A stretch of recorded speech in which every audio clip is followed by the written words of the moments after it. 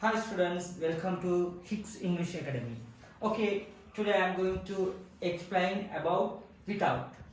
How to use the without in simple present tense. Okay, right. I have written some sentence here. First of all, I am going to explain the sentence. Then I will ask some question to you. Okay, right. அதாவது இன்னைக்கு நான் without உங்களுக்கு விளங்கப்படுத்த போறேன். சில வாக்கியங்கள் எழுதி இருக்கிறேன்.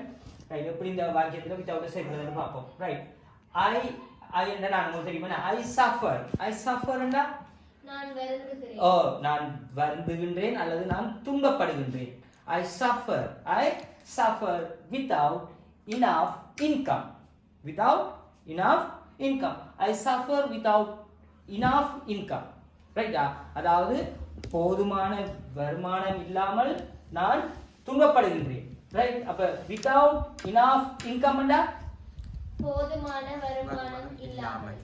நான் துன்பப்படுகிறேன். போதுமான வருமானம் இல்லாமல். அப்ப இதுல I suffer னா நான் துன்பப்படுகிறேன். I suffer without enough income னா நான் துன்பப்படுகிறேன் போதுமான வருமானம் இல்லாமல். ரைட், நான் துன்பப்படுகிறேன் ஒரு நல்ல உத்தியோகம் இல்லாமல். எப்படி சொல்லலாம்? I suffer without good job. I suffer without good job. I suffer without good job. நான் உணவில்லாமல் துன்பப்படுகின்றேன். I suffer without food. I suffer without food. I suffer without food. Right. Yeah, you work and what's the meaning of that? You work. வேலை செய்கிறீர்கள். You work here. நீங்கள் அங்கே வேலை You செய்கிறீர்கள். work here without good salary. நீங்கள் நல்ல வருமானம் இல்லாமல் இங்கே வேலை செய்கிறீர்கள். Yes, you work here without good salary. Right. நீங்கள் மகிழ்ச்சி இல்லாமல் இங்கு வேலை செய்கிறீர்கள். அப்படினா You work here without happy. Yes, you work here without happy. நீங்கள் கவலை இல்லாமல் இங்கு வேலை செய்கிறீர்கள். You work here without worry, sad, என்ன? Right, okay. இத பாத்தீங்கன்னா we face என்ன? நாங்கள் முகம் கொடுக்கிறோம். Yes, we face many problems. நாங்கள் பல பிரச்சனைகளுக்கு முகம் கொடுக்கிறோம். We face many problems without time. நாங்கள் நேரம் இல்லாமல் பல பிரச்சனைகளுக்கு முகம் கொடுக்கிறோம். Yes, we face many problems without time. Right, நாங்கள் பணம் இல்லாமல் நிறைய பிரச்சனைகளுக்கு முகம் கொடுக்கிறோம். We face many problems without money. Yes, எங்களுக்கு கல்வி இல்லாமல் நாங்கள் நிறைய பிரச்சனைகளுக்கு முகம் கொடுக்கின்றோம். We face many problems without education. Yes, we face many problems without education. Okay, right. அப்ப இத பாத்தீங்கன்னா we face many problems, right, without anger. Right, they stay here. They stay there. What's the meaning of that? அவர்கள் அங்கே தங்குகிறார்கள். They stay there without any problem. அவர்கள் பிரச்சனைகள் இல்லாமல் தங்குகிறார்கள். Yes, அவர்கள் எந்த பிரச்சனையும் இல்லாமல் அங்கு தங்குகிறார்கள். They stay there without any problem. Right.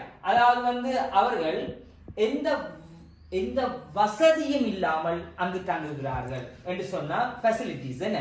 அப்ப அவர்கள் அங்கு எந்த வசதியும் இல்லாமல் தங்குகிறார்கள் என்றால் They stay there without any facilities. very good, they stay there without any facilities. Right, okay. இப்ப இங்க பார்த்தா he ன்னு சொல்லக்குள்ள வினைச்சொல்லோட எப்பயுமே s வந்து வரும். அது சில வினைச்சொற்கள் வரும்போது மாறும். இங்க பாத்தீங்கன்னா he plays football without tired. He plays football without tired. அப்ப இந்த அர்த்தம் என்ன இருக்கும்? அவன் எந்த கலைக்கும் இல்லாமல் ஃபுட்பால் விளையாடுகிறான். Yes, அவன் களைப்பின்றி என்ன ஃபுட்பால் விளையாடுகின்றான். அவன் களைப்பின்றி ஃபுட்பால் விளையாடுகின்றான். He plays. அப்ப இங்க பாத்தீங்கன்னா உங்களுக்கு ஏதாவது ஒரு சின்ன டவுட் வருதா? Yes sir. Why? வைக்கு பக்கத்துல s வந்திருக்கு.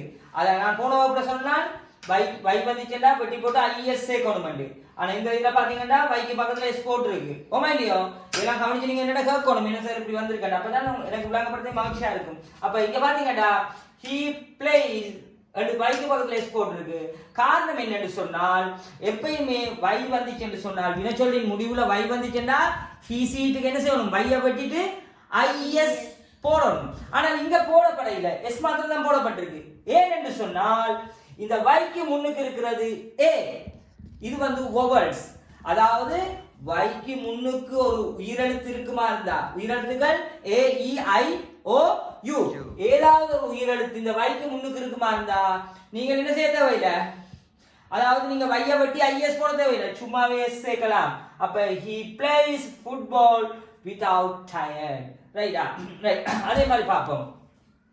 PRA வை தானே pray. என்ன? ரைட். அந்த அப்ப she வந்து C P R A Y. இதுக்கு ஐஎஸ் போடணுமா? இல்ல. Yes, என்னடா வைக்கு முன்னுக்கு A இருக்கு. அப்ப she prays the God, she prays the God, God. She prays the God.